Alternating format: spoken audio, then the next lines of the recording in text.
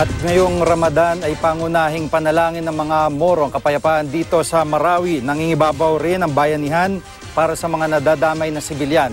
Nakatutok si Salima Refran. Hindi pa man sumisikat ang araw, nagsimula na ang Sobo o Dawn Prayer sa Masjid Abu Bakar Mosque dito sa Cagayan de Oro ngayong unang araw ng Ramadan. Mas malalim at taimtim ang mga panalangin, lalo tuloy ang bakbakan ng militar at Maute Group sa Marawi City. Terrorism has no place in Islam as a religion of peace. Bombings are not part of Islam.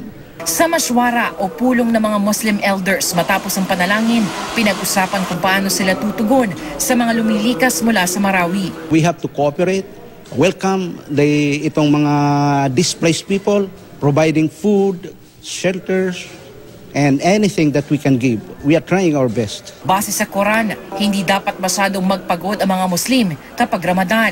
Pero tuloy ang repacking ng mga volunteer. Tulad ng law students na ito, na kapwa tubong Marawi, may mga kamag-anak daw silang naipit sa bakbakan. Let's help Marawi rebuild again. Kailangan namang evacuate ng mga pagkaing halal, toiletries at mga gamit pambata tulad ng diapers at gatas. Kabilang naman sa mga natrap sa Mindanao State University Marawi Campus ang grupong ito na nasagip ng mga social worker ng ARMM Heart. Humugot sila ng lakas sa isa't isa para mabawasan ang takot. Thank you po talaga sa kanila, sir. Makaiyak.